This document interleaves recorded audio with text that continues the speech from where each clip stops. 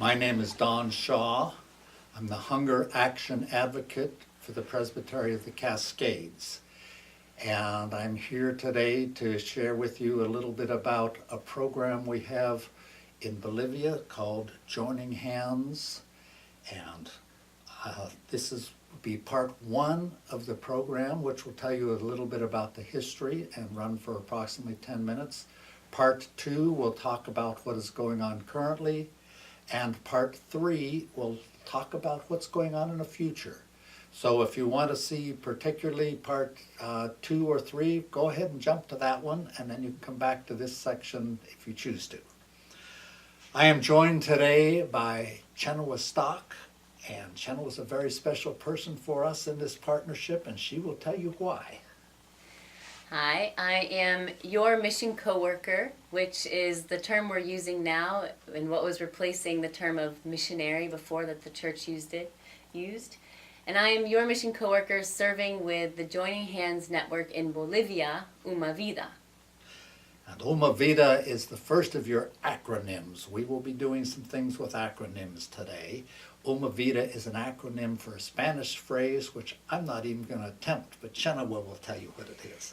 So it stands for, the Spanish acronym is Uniendo Manos por la Vida, or in English, Joining Hands for Life. And Umavida is a partner, along with Cascades Presbytery, in the Joining Hands for Bolivia network, which we refer to as JHB. And the JHB is part of PHP, which is the Presbyterian Hunger Program of our denomination. And PHP is funded by the One Great Hour of Sharing, and we do thank all of you for your generous support of the One Great Hour of Sharing, because this is what makes our work possible. Now, one more acronym which you will hear later on is CEPA, which is CEPA, and that's an acronym for a Spanish organization which we have worked very closely with. It's a member partner of Umavida.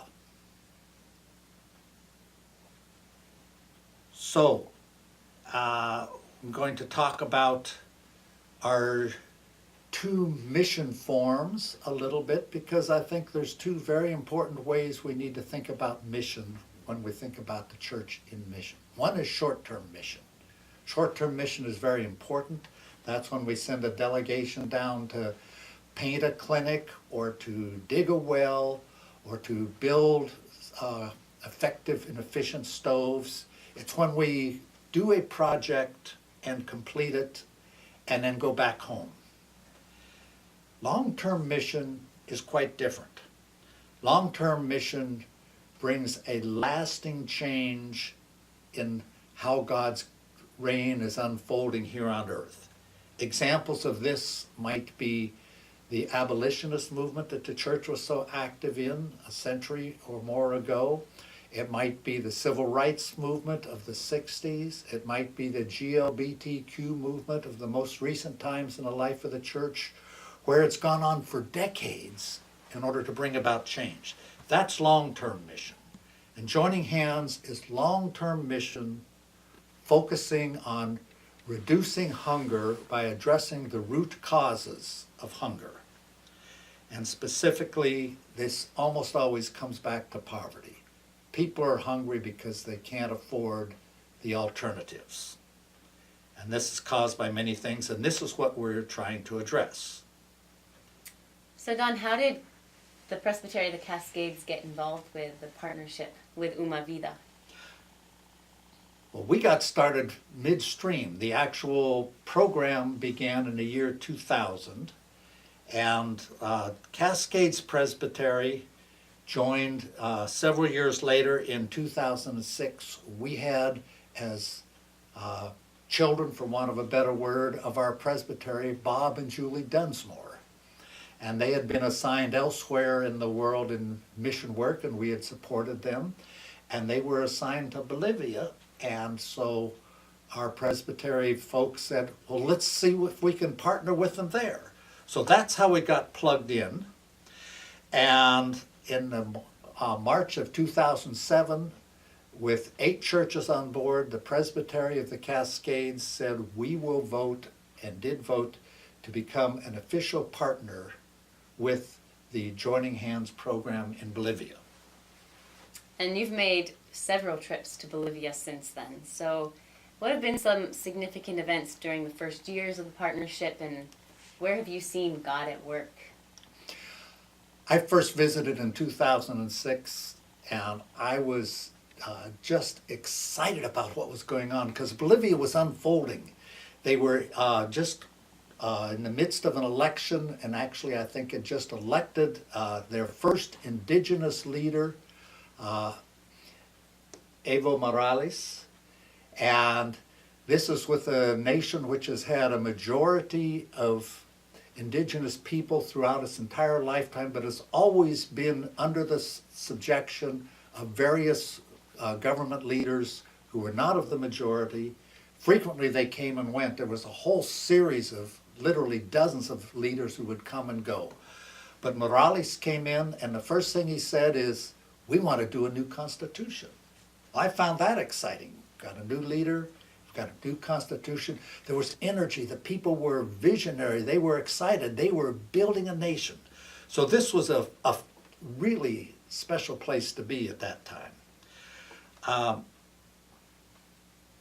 Bolivians are remarkably competent. I had in my mind the first time before I first went down there, that I would find backwards people, not any fault of their own, but they just hadn't had opportunities. I got down there and I found the students that we first were meeting with were every bit as sharp as our university students. They were technologically savvy.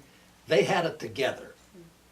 And this was exciting to me to realize it wasn't going to be a way of us bringing things, ideas, concepts, leadership to them.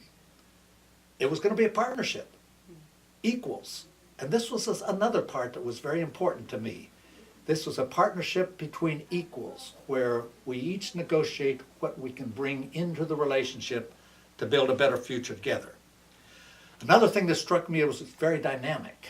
Everything was continually changing. Every communication, whoa, that's new. We'll adjust to that one. One of the things that touched me the most was visiting the people who were suffering under some of the issues that were raised. We talked about several different things we could be doing and ended up saying, let's partner around the areas of environment, and more specifically around the areas of water. And as mining impacts water, and as it turns out, multinational corporations have had a huge impact on the water in Bolivia.